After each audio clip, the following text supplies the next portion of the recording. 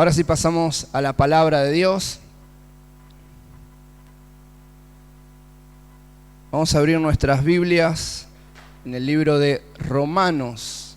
Hoy vamos a trabajar en Romanos 6. Romanos capítulo 6.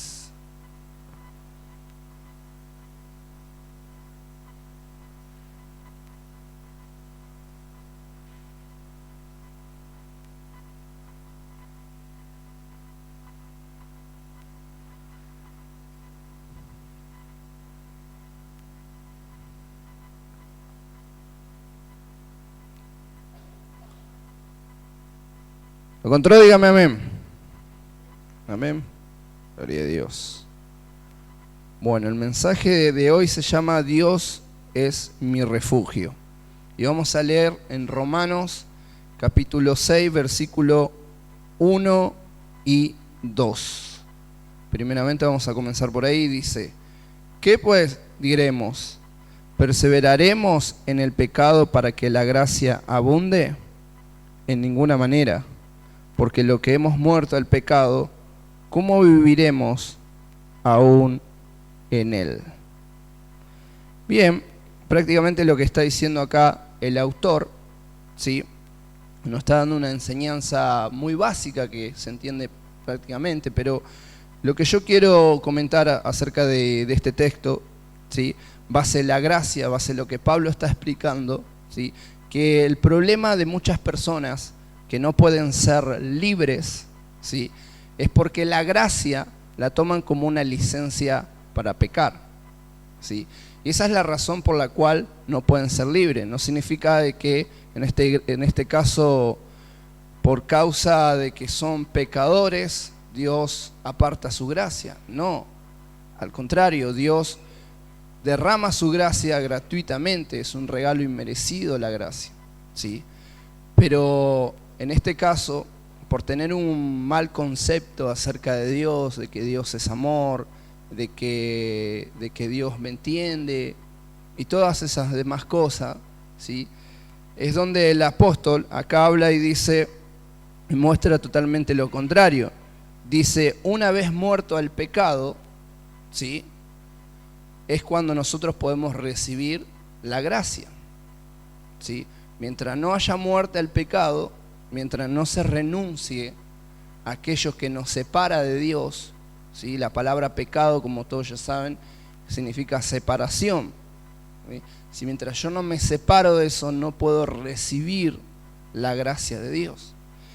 Y aunque ustedes no lo crean, en el caminar cristiano, en estos casi 7 años que tengo en el Señor, a través de trabajar con muchas personas, me he cruzado con personas que te leen la Biblia de arriba abajo, que en algún momento fueron, no sé, pastores, diáconos, ancianos, ángeles, arcángeles, apóstoles y segundo Jesucristo más o menos. Me dice, no, y te citan la Biblia de memoria, pero tienen un problema, ¿sí? Con algún tipo de adicción o con algún pecado en particular, ¿sí? Entonces vos decís, bueno, es medio cristiano. No existe medio cristiano, ¿sí? ¿Es o no es? ¿Sí? Cuando el pecado no significa de cuánta cantidad de pecado reine. Si tan solo reina uno, reina el pecado, ¿sí? Y eso es lo que te va a apartar de la gracia de Dios hasta el día que no renuncies a tal cosa, ¿sí? ¿Se va entendiendo hasta ahí?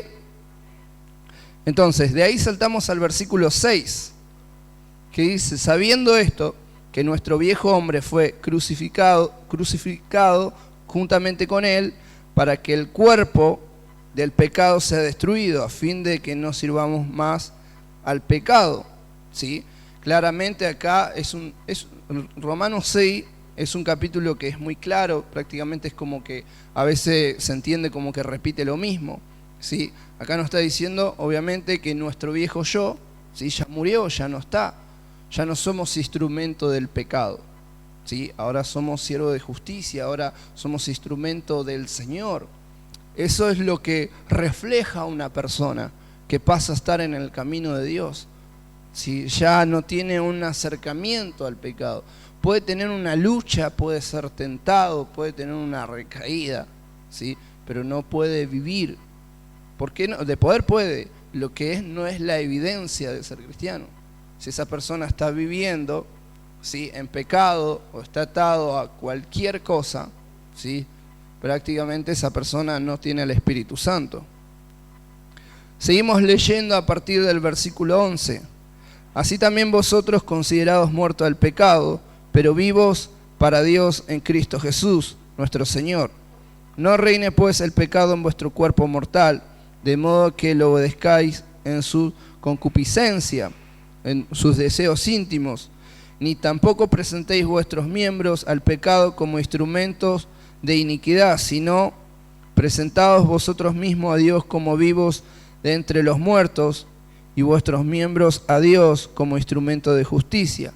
Porque el pecado no se enseñoreará de vosotros, pues estáis bajo la ley. Bueno, ya no estáis bajo la ley, sino bajo la gracia. Sí. Versículo 15 dice: ¿qué pues? ¿Pecaremos porque estamos bajo la ley, sino bajo la gracia? En ninguna manera. Ahora, acá hay una confusión grande. Nosotros queremos presentar la gracia de Dios, ¿sí?, a esas personas, porque realmente la gracia es la que salva, la gracia, la fe por medio del arrepentimiento, ¿sí? Pero la ley, ¿qué le muestra? La ley le muestra su condición, ¿sí? Entonces nosotros no tenemos que mirar a tal persona, ¿sí?, como pobrecitos o como que hay que entenderlo, ¿sí? La persona tiene que entender la gravedad de lo que está haciendo, la situación que se encuentra.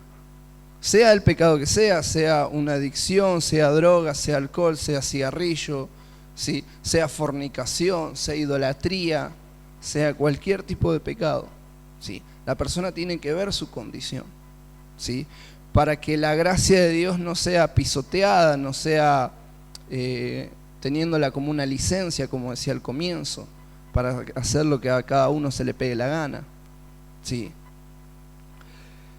Dice en el versículo 16: ¿no sabéis que si os sometéis a alguien como esclavo para obedecerle, sois esclavos de aquel a quien obedecéis, sea del pecado para muerte, o sea de la obediencia para justicia? Bien, este día de hoy que estamos tratando de las adicciones, en mi caso personal he tenido algunas en mis tiempos pasados, donde la verdad que he experimentado la adicción a la pornografía, al cigarrillo, al alcohol, a las drogas, ¿sí? Entonces puedo tener lo que es un poco de experiencia en cada una de esas áreas. La más fuerte que me llegó a tocar ha sido la pornografía, ¿sí?, durante muchos años.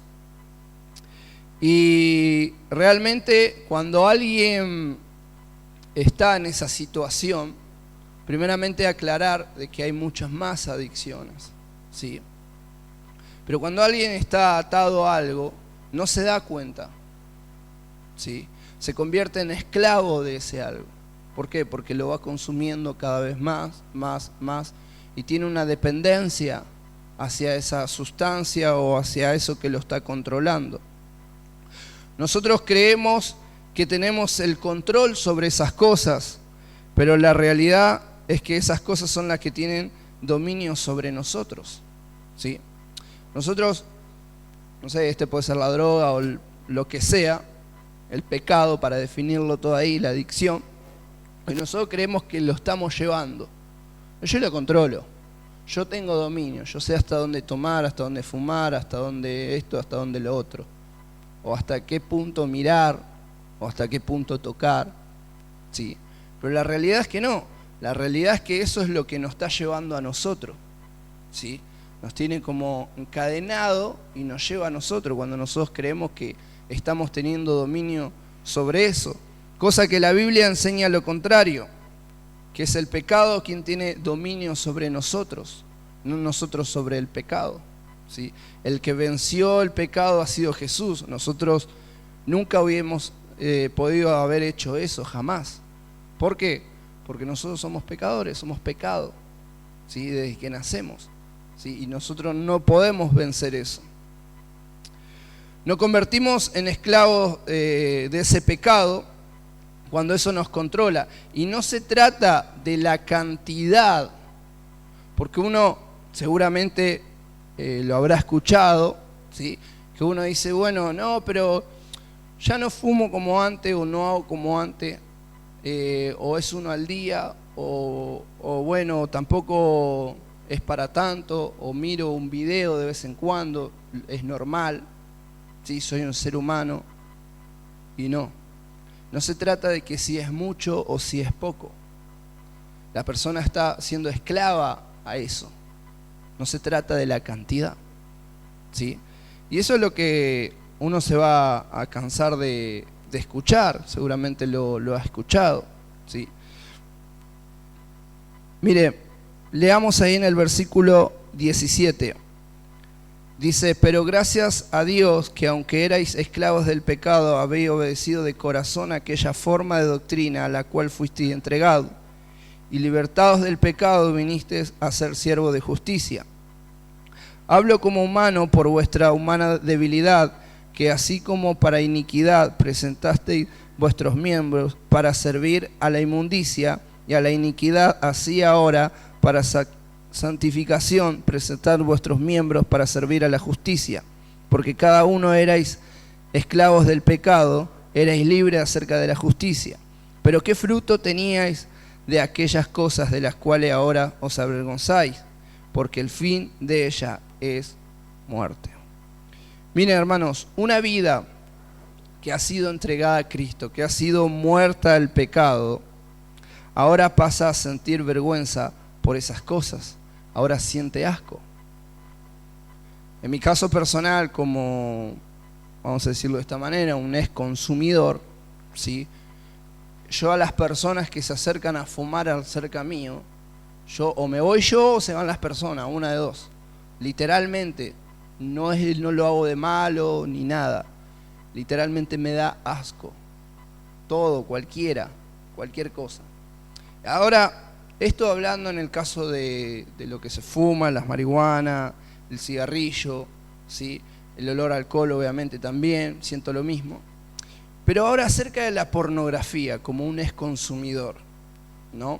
Hoy que tenemos varios varones. En mi caso, ¿no? También las mujeres. Vos me vas a decir, Arturo, ¿no sentís deseo por una mujer? Miren, cuando hay una mujer que se viste no bella sino sensual, ¿sí? Me vas a decir, nah, me estás mintiendo. Yo no siento atracción, yo siento pena. Primeramente porque todo ese mundo de la pornografía lo conozco de punta a punta. Porque el mundo de la pornografía no es que vos llegás y de repente prendés un video y ahí comienza. El mundo de la pornografía comienza con una imagen. No sé si ustedes se acuerdan, no me acuerdo hace cuánto tiempo fue, pero no fue hace mucho, que en el hospital Garrahan, ¿no? El hospital de niños, ¿sí? Un doctor de pediatría había caído preso por pornografía infantil. No sé si alguien lo recuerda, lo había visto. Y a mí me tocó charlar, debatir sobre este tema en mi trabajo, como siempre. Y yo le decía a mis compañeros, ¿ustedes cómo creen que esa persona llegó a eso? ¿Un día se le ocurrió y prendió pornografía infantil? No. Comenzó con una imagen, ¿sí? ¿Y qué pasa? A medida del consumo va perdiendo la sensibilidad, de donde le va pidiendo otras cosas. En otro momento voy a hacer un sermón completamente sobre eso, pero la verdad que hay mucho material sobre el área de la pornografía. ¿Y por qué? Porque no solamente por si alguno lo está viviendo, sino por el hecho del cuidado de nuestro hogar, de lo que se está viendo a través de las imágenes. Podría tocar temas también entrando a la familia, que hoy en día hay dibujitos donde 2 dibujitos son 2 nenas o 2 nenes, ¿sí? Y eso es una imagen. No se trata específicamente de que haya penetración, ¿sí? Porque esos son pasos y pasos y pasos. donde el ser humano va perdiendo esa sensibilidad. Lo mismo, aunque usted no lo crea, lo mismo pasa en los otros áreas de consumo. En mi caso personal, la primera vez que probé un cigarrillo tenía 8 años. ¿Sí? ¿Cuántos años tiene ella? 9, bueno, un año menos que ella. Y a la edad de ella fue la primera vez que tuve mi primera embriaguez, a los 9 años. A los 11 años ya empecé a consumir marihuana y así sigan contando. A los 11 años también pisé una discoteca. A esa edad totalmente ya estaba perdido, totalmente. ¿Sí? Entonces, ¿cómo comenzó eso? Comenzó con el cigarrillo y luego comienza el siguiente paso, ¿cuál es? La marihuana, ¿sí? ¿Qué pasa? Tu cuerpo te pide más, porque eso no te basta. Y entonces vas a otros pasos, probando, probando y probando y probando, hasta que totalmente estás perdido, totalmente. Mire, con uno de, vamos a decirle amigo, con una persona que me crié en mi barrio, con él en su momento, que también estuve en la delincuencia, en su momento que había salido a robar, después de que volví de España, para aquellos que no sabían, estuve viviendo 6 años en España, y bueno, esta persona estaba totalmente perdida, y de tanto consumo, llegó un día que estaba tan perdido, que aunque usted no lo crea, lo que hizo fue aspirar gas. Gas de butano, bueno, eso. Obviamente se murió. Palmó. Y eso es lo que pasa, porque eso es lo que lleva a la perdición. Y en las otras cosas, aunque no lo veamos grave, es grave, porque son pasos y pasos.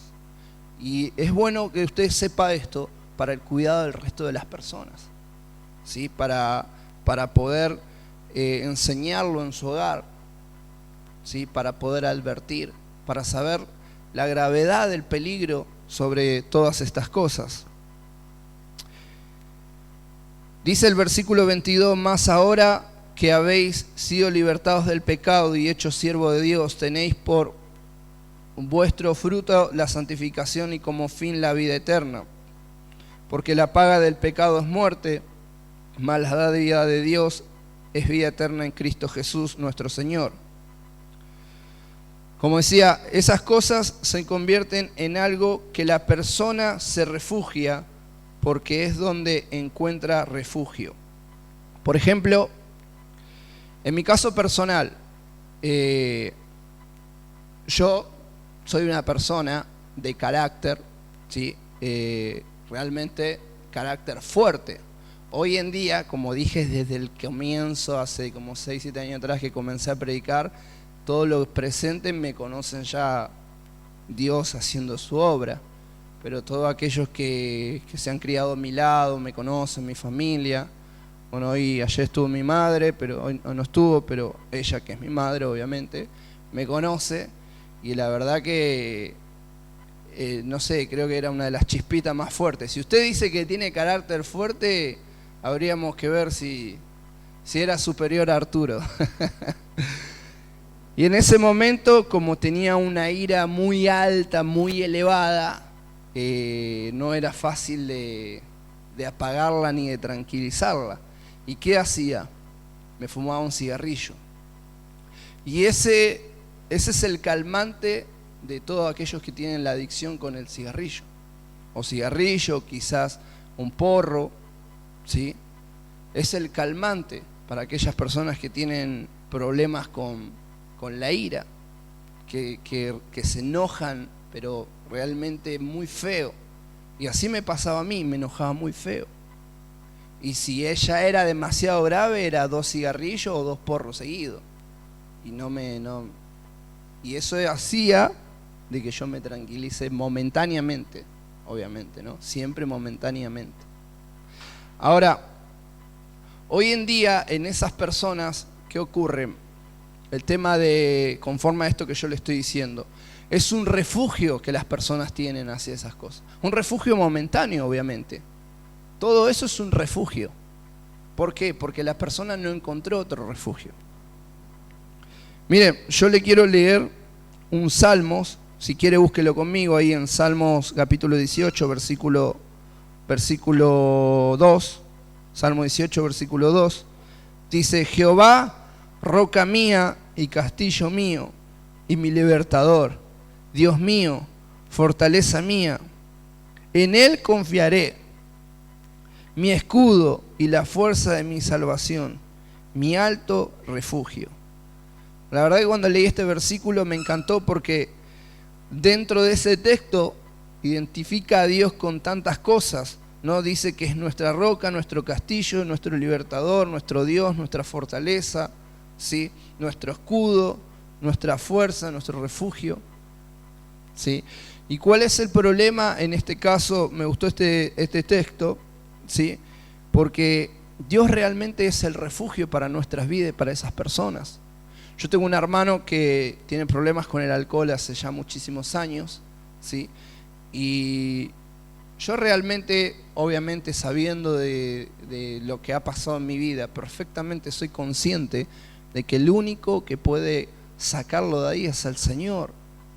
Y si usted tiene a alguien pasando por la misma situación, el único que puede sacarlo de ahí es el Señor. Como hablaba ayer el pastor, la oración. Hay que orar por ese ser querido, hay que orar mucho. Porque uno dice, no, pero... Porque uno se lo pregunta muchas veces, seguramente que todos se lo preguntaron, nadie me puede decir que no a esto. No, pero me faltó hablarle más. Quizás si estudio más la Biblia, o quizás si le hablo con más amor, o si lo exhorto, y uno busca más la vuelta.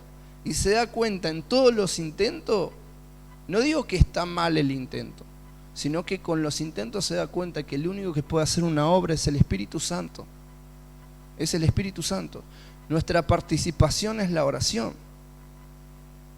Solamente la oración. Y en mi caso personal, la que participó en esa área de la oración fue mi madre, la que oró por mí. Lo único que hizo fue orar. Yo lo he contado muchas veces. Yo venía a las madrugadas, que hasta hoy en día le pasa lo mismo con mi hermano. Venía a las madrugadas y capaz que ella estaba de rodillas orando y a mí no me importaba nada y más, dame plata, me quiero ir a bailar. Y en silencio, toma, no me moleste más, quiero orar. Y yo me iba y cuando volvía, tanto antes de irme, mi mamá estaba orando y cuando volvía, mi mamá estaba orando. Literal, hermano, o sea. Literal, yo iba a molestar a mi mamá a las 11, 12 de la noche, estaba orando, cuando volvía, amanecido el otro día a las 6, 7 de la mañana, mi mamá estaba orando. Y no me decía ni una palabra, no me decía ni hijo del demonio, ni nada por el estilo. Lo único que hizo fue orar por mí, ni me habló, nunca. No me dijo, mirá, la Biblia dice esto, y estoy siendo literal, nunca me habló. Lo único que hizo fue llevarme a un pastor, en su momento, con mi autorización, y pudimos hablar con ese pastor que hoy en día es un amigo mío, y la verdad que eso fue lo que hizo mi mamá, orar. Y es la única participación que nosotros tenemos, orar, porque la oración es donde se rompen las cadenas, ¿sí? Nosotros sabemos que el milagro más grande de todo es la salvación, por supuesto nosotros sabemos eso. Pero los que no han recibido la salvación no saben eso. ¿Usted cuándo ha sabido que la salvación es lo más grande que le pasó? Cuando la recibió. Antes no lo sabía. Lo mismo le pasa a esas personas. Por eso esas personas con diferente adicción que tienen, no pueden superar eso. Y en el refugio, nosotros, en el refugio que tiene la persona, hay que presentarle algo superior a eso. Ellos saben por dentro que lo que están haciendo quizás le afecta a su salud, ¿sí? O físicamente le afecta. Pero hay algo, entre comillas, que en realidad bueno no le da, pero para ellos hay algo que le está dando a lo que ellos buscan. Paz, que no es ninguna paz. Un bienestar, que no es ningún bienestar. Su tranquilidad, que no es ninguna tranquilidad. ¿Sí? Eso es una pura mentira que lo único que está haciendo lo está matando, tanto como físicamente y espiritualmente. ¿Sí? Entonces, el refugio para nuestras vidas, de la misma manera que lo fue para mí, es para todas aquellas personas. Es Dios. Dios es el único refugio. Y Dios es el que es superior a esas cosas. Yo para renunciar a la pornografía, en el placer que yo encontraba en la pornografía, tuve que encontrar un placer mayor, que es Dios. Y ese placer mayor hace que yo rechace lo otro. Por esa razón,